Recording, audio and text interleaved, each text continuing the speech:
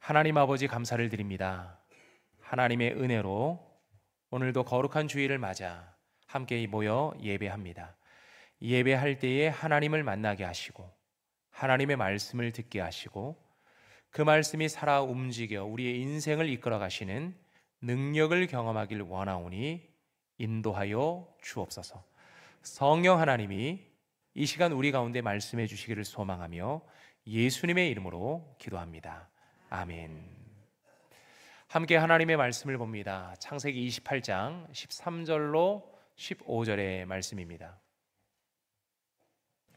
창세기 28장 13절로 15절의 말씀, 우리 한 목소리로 같이 읽도록 합니다. 함께 읽습니다. 또 본즉 여호와께서 그 위에 서서 이르시되 나는 여호와니 나의 조부 아브라함의 하나님이요 이삭의 하나님이라. 네가 누워있는 땅을 내가 너와 내 자손에게 주리니 네 자손이 땅의 티끌같이 되어 내가 서쪽과 동쪽과 북쪽과 남쪽으로 퍼져 나갈지며 땅의 모든 족속이 너와 내 자손으로 말미암아 복을 받으리라. 내가 너와 함께 있어 네가 어디로 가든지 너를 지키며 너를 이끌어 이 땅으로 돌아오게 할지라. 내가 네게 허락한 것을 다 이루기까지 너를 떠나지 아니하리라 하신지라. 아멘. 이것은 주님의 말씀입니다. 여러분 고등학교 국어 시간으로 돌아가서 염상섭이라는 소설가를 기억하십니까?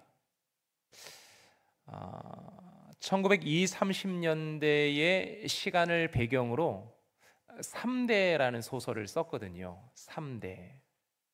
할아버지와 아버지와 아들, 이 3대 간에 걸친 가족 간의 갈등, 세대 간의 갈등, 사회적인 갈등의 요소들을 이 소설가 아주 사실주의적으로 다루고 있다.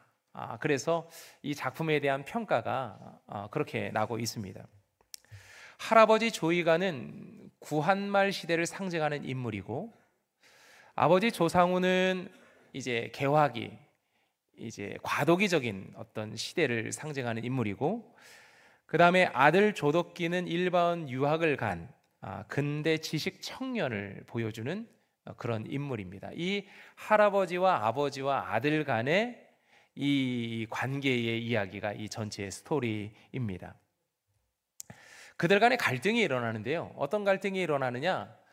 할아버지 조이가는 가문의 위신이 가장 중요합니다. 우리 가문의 명예, 이게 제일 중요해요. 그래서 족보를 사서라도 내가 양반 행세를 해야 되겠다. 우리 가문의 위신을 조금 더 키워야 되겠다.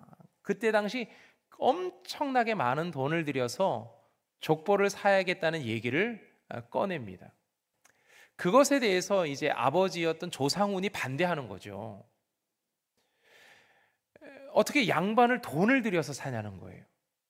그 돈이 있으면 교육사업, 그 다음에 도서관 사업, 사회활동, 그런 거에 쓰지. 그렇게 양반 족보를 사들여서 제사를 지내는 것, 사당을 짓는 것, 이건 잘못된 방법이라는 거예요. 거기에서부터 이제 할아버지와 아버지 사이에 갈등이 일어나고, 결국에는 할아버지가 이제 나이가 이제 70 정도에 들어서 이제 첩을 맞아들이거든요. 첩을 맞아들이는 일로 아들 내외는 다 내보내는 그런 일들까지 벌어집니다. 그리고 나서 그 가정에 어떤 갈등이 일어나느냐? 돈에 대한 갈등이 일어납니다. 이제 그 첩으로 들어온 수원집이 그 일당과 함께 그 가문에 있는 재산을 다 빼돌리기 위해서 유서를 조작하려고 하는 그런 움직임이 보여지고, 그러면서 그 조이가 자기 남편 아닙니까? 독사를 하게 됩니다. 그러면서 남편은 죽이고 유서는 변조시켜서 자기들 몫으로 엄청나게 많은 것을 차지하려고 하는 그런 일들을 벌여요. 그러면서 그 재산이 누구에게로 넘어갔느냐? 아들이었던 이제 덕기에게로 넘어가거든요. 조덕기에게로 넘어가는데, 그 조상훈이라는 아버지, 그러니까 할아버지와 아버지와 아들이라면 그 가운데 있는 아들이 그 집안의 장남이고 법적으로 내가 이 유산을 물려받을 자격이 있는데 자기의 아들 덕기에게로 이 유산이 내려갔다는 사실을 알고 유서가 담겨져 있는 금고를 훔쳐갑니다. 그러면서 이걸 바꾸려고 변조하려고 하는 거죠. 그 과정에서 이제 경찰서에도 잡혀가고 뭐 하는 그런 과정들이 나타나요. 그리고 마지막 갈등은 어떤 갈등이 있느냐면 아버지 조상훈과 아들 조덕기 간의 갈등인데요. 이 조덕기가 어려서부터 누나라고 불렸던 홍경애라는 인물이 있어요. 근데 그 인물이 나중에 아버지가 그 여자를 첩으로 맞아들인 그런 일들이 벌어져요. 그러면서 아버지의 행동에 대한 불만이 표출되는 그런 내용들을 담고 있는데요. 이 소설은 1920, 30년대를 배경으로 사회가 급변하는 과정 속에서 가정 안에서 일어나는 사회적 가치의 충돌, 재산과 유산을 놓고 다투는 그런 가정의 모습을 보여주고 있는 거죠. 이 소설을 읽을 때마다 이제 이런 생각이 드는 거예요. 참, 이 가정의 모습이 이렇게 돼서는 안 되는데, 이렇게 가정이 몰락해서는 안 되는데, 가정이 참 씁쓸한 모습을 보입니다. 다 배웠다고 하는 사람들이잖아요. 근데 가정에서 이런 일들이 벌어지는 거죠. 그러면서 우리의 모습을 돌아봅니다. 우리의 요즘 시대의 우리의 가정의 모습은 어떤가? 요즘 시대에도요, 우리 가정 안에서 가족 간의 세대 간의 가치관의 문제로 충돌을 일으키는 가정이 참 많습니다. 부모와 자식 간의 소통이 되지 않는 가정이 많아요. 여러분의 가정은 어떻습니까? 자녀들하고 소통이 원만합니까? 가치관의 충돌이 일어나는 거죠. 세대 간의 격차가 이루어지는 거고, 심지어 이제 자녀들은 이제 부모님이 말하면 라떼는 말이야 뭐 이렇게 시작하니까 뭐 꼰대라고 얘기하고 아예 얘기를 듣지 않으려고 귀를 막아버리고 하는 그런 일들이 이제 가정 안에서 벌어져요. 그리고 유산의 문제가 만약에 이제 그 가정 안의 문제라면 뭐 형제들끼리 뭐 법정에 서야 하는 그런 일들도 우리 가정 안에서 일어나고 있는 문제들인 거죠. 가정 안에서 갈등이 심화되면 다시는 안 볼 사람, 안 봐도 되지 뭐 이렇게 그 가정 안에서의 관계가 형성돼서 가정 생활에 참 그런 관계가 어려운, 여전히 갈등의 요소가 남아있는 그런 가정들이 참 많습니다. 과연 하나님은 이런 가정을 어떻게 보실까? 이 가정이 하나님께서 기뻐하시는 가정인가? 하나님께 복을 받은 가정인가? 이 생각이 들어요. 하나님은 우리 가정에 복을 주시기를 원하시는 거거든요. 아버지로부터 아들에게로 그리고 손자에게로 하나님은 복이 흘러가기를 원하세요. 그런데 우리 가정에 이런 갈등과 다툼의 요소가 있다면 하나님은 기뻐하시지 않겠죠. 성경은 우리에게 무엇을 말씀하고 있는 걸까요? 하나님의 복이 있는데 하나님의 복이 흘러가야 한다는 것을 성경은 우리에게 보여주고 있습니다. 그래서 창세기 12장부터 시작해서 창세기 마지막까지의 장을 읽어보면 아브라함과 이삭과 야곱의 3대의 이야기를 하고 있습니다. 그 가정이 어떻게 하나님을 만났는지, 그 가정이 어떻게 하나님의 복을 받았는지, 그리고 그것을 누리고 있고 그것을 어떻게 전해주고 있는지를 성경은 우리에게 보여주고 있는데요. 우리가 먼저 1대에 해당되는 아브라함의 이야기부터 우리가 함께 보도록 하겠습니다. 창세기 12장 1절로 3절의 말씀을 한번 보실까요? 말씀을 같이 한번 읽어보시겠습니다. 함께 읽어보죠.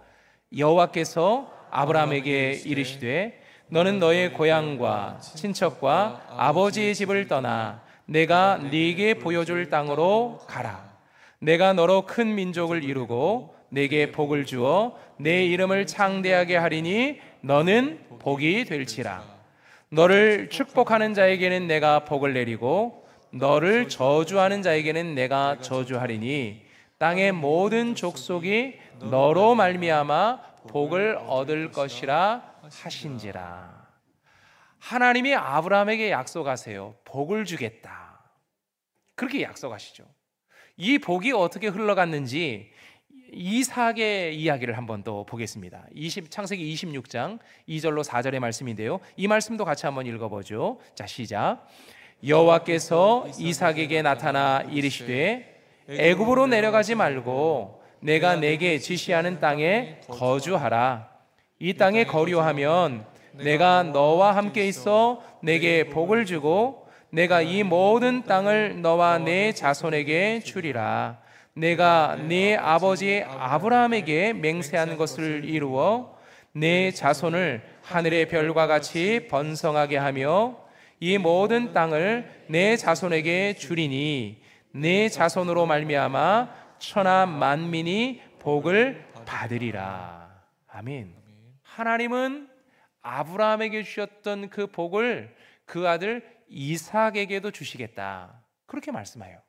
자, 야곱의 이야기는 어떻습니까? 28장의 말씀을 보겠습니다. 13절로 15절의 말씀, 우리가 조금 전에 읽었던 말씀인데요, 한 번 더 읽어보죠. 시작. 또 본즉 여호와께서 그 위에 서서 이르시되 나는 여호와니 너희 조부 아브라함의 하나님이요 이삭의 하나님이라. 내가 누워있는 땅을 내가 너와 내 자손에게 주리니 내 자손이 땅에 티끌같이 되어 내가 서쪽과 동쪽과 북쪽과 남쪽으로 퍼져 나갈지며 땅의 모든 족속이 너와 내 자손으로 말미암아 복을 받으리라. 내가 너와 함께 있어 내가 어디로 가든지 너를 지키며 너를 이끌어 이 땅으로 돌아오게 할지라. 내가 네게 허락한 것을 다 이루기까지 너를 떠나지 아니하리라 하신지라. 아멘.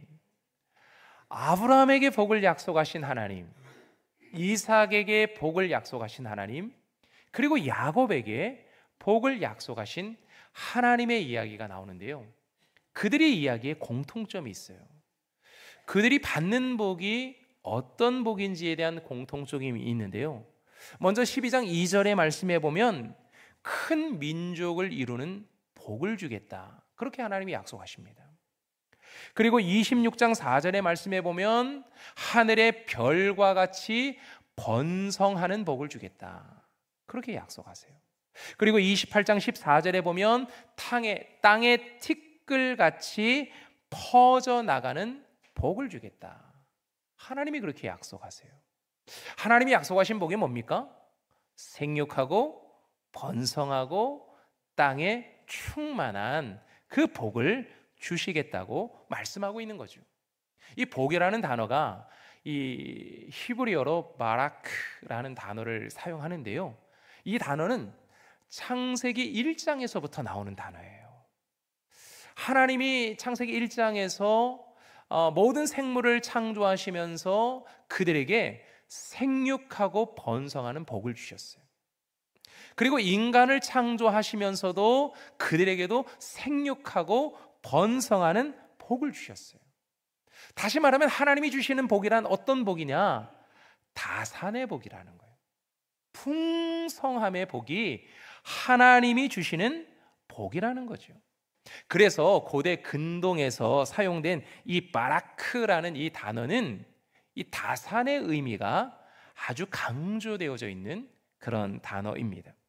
그런데요, 그 복을 아브라함에게도 주시고 이삭에게도 주시고 야곱에게도 주시잖아요. 근데 이 복이 그들에게만 머물러 있는 것이 아니라 모든 족속에게로 흘러가도록 하나님이 그 가문에 복을 주셨다는 것을 알게 됩니다. 자, 12장 3절의 말씀을 우리 한 번 더 볼까요? 12장 3절에 보면 이렇게 나와요. 땅의 모든 족속이 너로 말미암아 복을 얻을 것이라. 자, 26장 4절 이삭에게 주신 말씀이죠. 내 자손으로 말미암아 천하 만민이 복을 받으리라. 28장 14절은 땅의 모든 족속이 너와 내 자손으로 말미암아 복을 받으리라. 아브라함과 이삭과 야곱에게 주신 복이 그들에게만 멈춰 있는 복이 아니었어요. 하나님이 약속하신 복은요, 그들이 복을 받아 누리는 것뿐만 아니라 그들의 다음 세대, 그리고 또 다음 세대, 그 다음 세대까지 이어져 가는 모든 천하 만민이 함께 누리는 복이었다는 것을 성경은 우리에게 말씀해 줍니다. 자, 그러면 하나님이 복을 약속하셨는데 아브라함은 이 복을 어떻게 받았을까요? 이삭과 야곱은 어떻게 이 복을 받아 누리는 사람이 되었을까요? 바라크라는 의미 속에서 우리가 좀 더 한 번 더 찾아볼 수 있는데요, 이 바라크라는 의미는 무릎을 꿇다 찬양하다라는 의미를 같이 갖고 있는 단어입니다. 무릎을 꿇다, 하나님 앞에 복종하는 것을 얘기하는 거죠. 찬송하다, 하나님 앞에 예배하는 것을 얘기하는 거죠. 하나님이 주시는 복은 어떤 복이냐? 하나님 앞에 복종하며 예배할 때, 하나님 앞에 예배하며 복종할 때 주시는 하나님의 복이라는 것을 성경은 우리에게 말씀해 주고 있어요. 아브라함이 어떻게 복을 받았어요? 하나님의 말씀에 순종하고 하나님을 예배할 때 복을 받았다는 거예요. 이삭은 어떻게 복을 받습니까? 하나님의 말씀을 듣고 그 말씀에 순종하고 그 말씀 앞에서 예배할 때. 야곱도 마찬가지라는 거예요. 야곱도, 그 후손들도 마찬가지라는 거죠. 역대상 13장의 말씀에 보면 오벳에돔에 대한 이야기가 나오는데요, 오벳에돔이라는 사람이 등장해요. 오벳에돔이라는 이름을 들어보신 적이 있습니까? 아마도 낯선 이름, 우리가 흔히 얘기하지 않는 성경의 인물 중에 하나입니다. 그런데 성경은 그의 가정이 복을 받았다, 그렇게 성경은 이야기하고 있어요. 그 가정이 어떻게 복을 받은 걸까요? 그 이야기를 우리가 한번 살펴보면 이스라엘과 블레셋과의 전쟁에서 법궤를 한번 빼앗긴 적이 있었습니다. 법궤를 빼앗겨서 블레셋에 7개월 동안이나 법궤가 머물러 있었던 때가 있었어요. 그런데 이 법궤가 가는 곳마다 그 마을에 재앙이 임하는 거예요.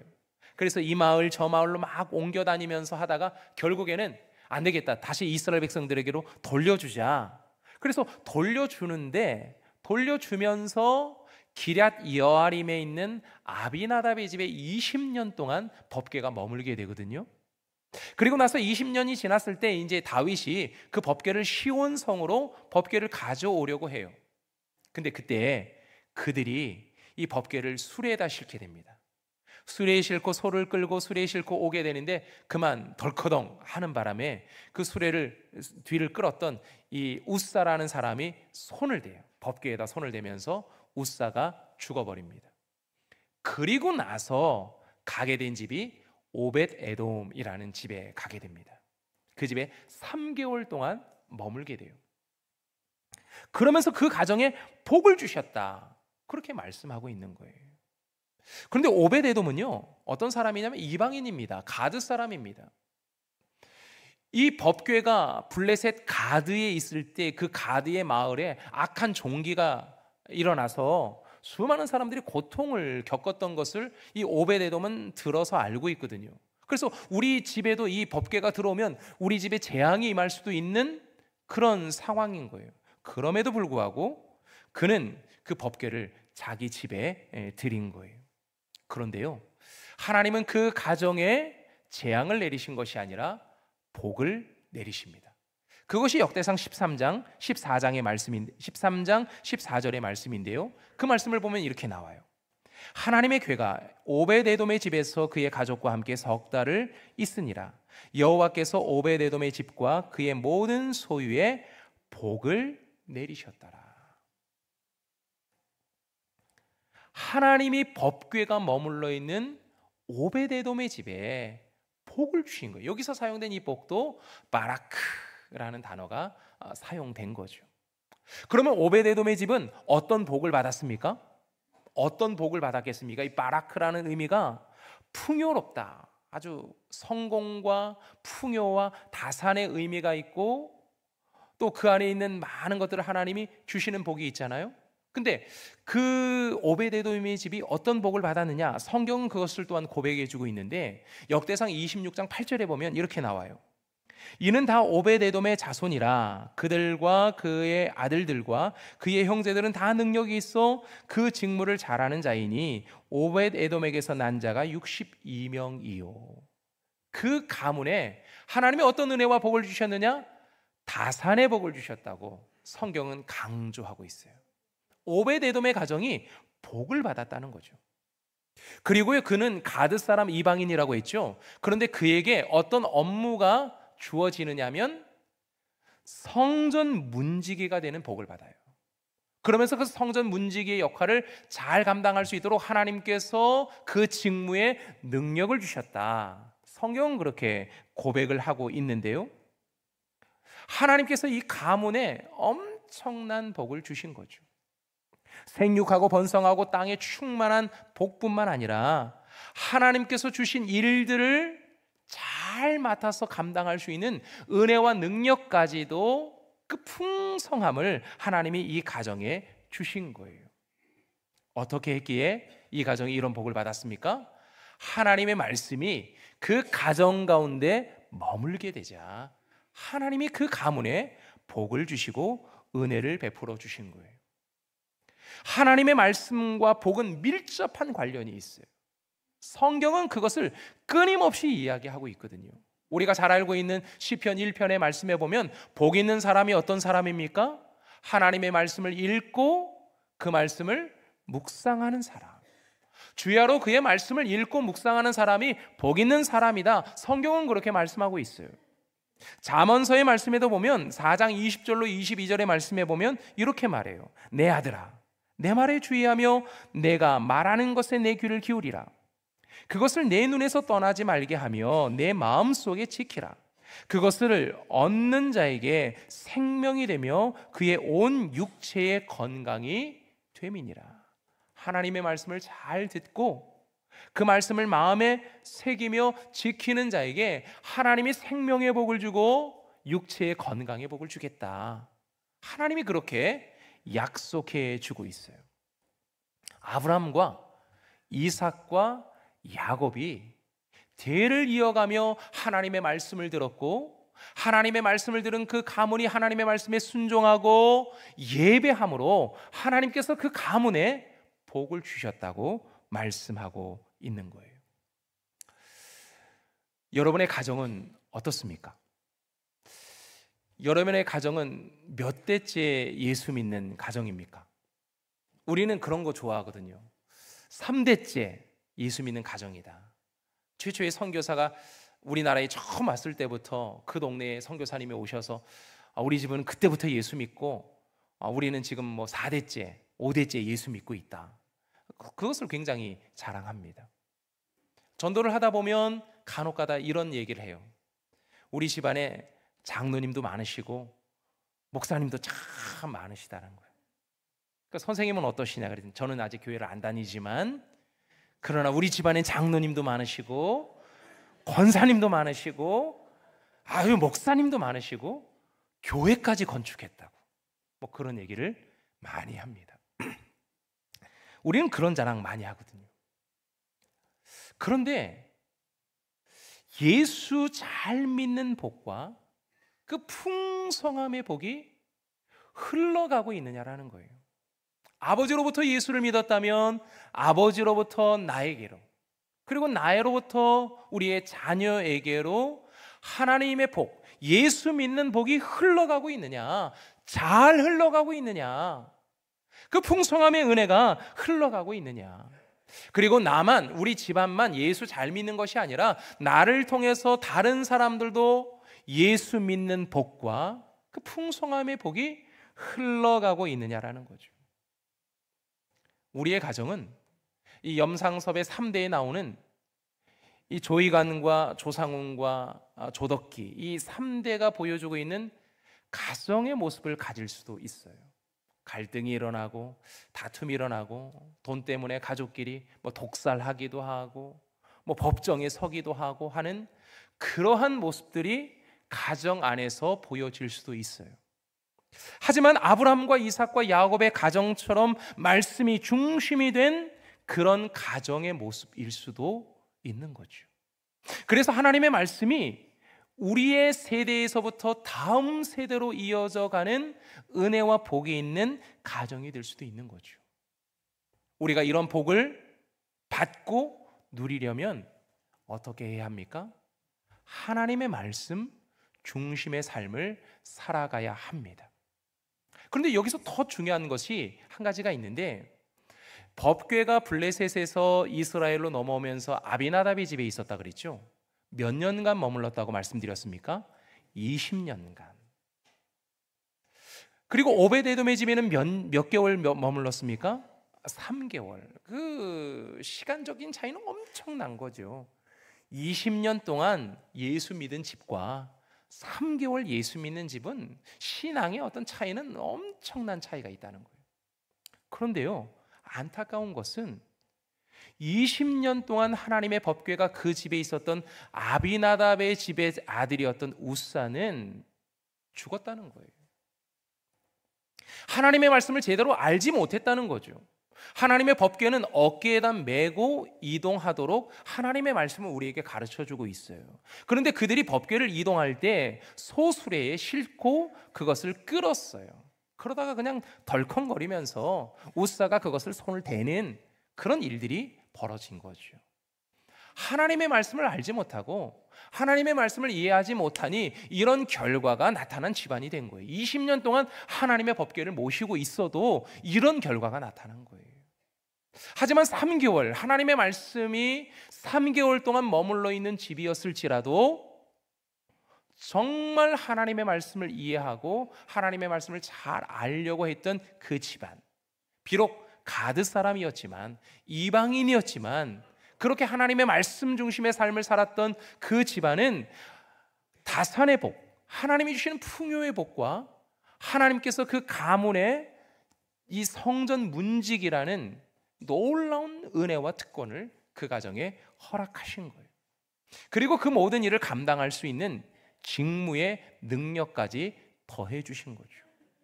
우리는 이것을 생각해 봐야 합니다. 우리가 예수 오랫동안 믿었던 것 자랑할 것이 아니라는 거예요. 3대째 4대째 예수 믿은 것 자랑할 것이 아니라는 거예요. 내가 정말 얼마나 예수의 말씀을 내 마음에 새기고 있느냐, 하나님의 말씀 앞에 서서 내가 얼마나 그 말씀에 순종하며 하나님 앞에 예배하고 있느냐, 그 말씀을 마음에 새기면서 정말 다음 세대에게 이 말씀의 유산을 남겨주기 위해서 얼마나 수고하며 애쓰고 있느냐. 우리는 땅을 물려주고 집을 물려주고 유산을 물려주려고 많은 애를 씁니다. 하지만 그런 것들로 인해서 가정에 문제가 생길 수도 있는 거죠. 우리는 우리의 자녀들에게 하나님의 말씀의 유산을 물려줄 수 있는 사람이 되어야 돼요. 예배하는 자녀로, 말씀 중심의 자녀로 우리 자녀들을 키워내야 합니다. 그런데요, 쉽지 않은 일이에요. 우리 자녀가 예배하는 자녀가 되도록, 야, 예배 잘 드려라, 주일날 빠지지 말아라, 헌금 잘 드려라, 이렇게 우리가 잘 교육할 수 있죠. 우리 교회학교 선생님들이 열심히 부지런히 그런 것들을 교육할 수가 있죠. 그런데요, 그게 쉽지 않더라고요. 예배 잘 드릴 수 있도록 교육할 수 있는 방법은요, 부모 세대인 우리가 예배를 잘 드리면 됩니다. 부모 세대인 우리가 철저하게 주일 예배를 잘 섬기고, 그죠? 거기를 넘어서서 우리의 신앙 안에서 수요 예배, 금요 예배도 있고 새벽 예배도 있고 가정 예배도 있고 여러 많은 예배의 모습이 있지 않습니까? 그 안에서 우리가 예배하는 모습을 우리의 자녀들이 보면 어려서부터 예배하는 습관이 생기는 거고, 그 예배를 통해서 하나님이 그를 인격적으로 만나주시는 인격적인 만남이 있어야 되잖아요. 지금은 내가 부모님을 따라서 교회에 오게 되지만, 그러나 그 자녀가 인격적으로 하나님을 만나면 내가 떠나간 이후에도 이 자녀는 교회를 떠나지 않는 거예요. 그렇게 교회를 섬기며 예배하는 자녀가 되는 거죠. 여러분, 다음 세대에게 무엇을 물려주며 무엇을 전하는 그런 세대가 되기를 원하십니까? 다음 세대까지 이어지는 복이 여러분의 가정에 넘치기를 원합니다. 그래서 하나님 말씀 중심, 하나님 앞에 예배 중심, 하나님의 말씀에 순종하는 그 은혜가 있는 저와 여러분 모두가 되기를 원합니다. 이 시간 우리 함께 찬송하겠습니다. 찬송가 429장 찬송가 429장 받은 복을 세어보아라. 받은 복을 세어보라는 것은 복 받은 것에 감사하고 내가 이렇게 많은 복을 받았구나, 이제 거기에만 멈추라는 말이 아니라 이제는 받은 복을 우리의 다음 세대에게, 그리고 우리의 많은 사람들에게 전해야 될 사명이 있다는 것을 기억하라는 찬양입니다. 찬송가 429장 우리 함께 찬양하겠습니다.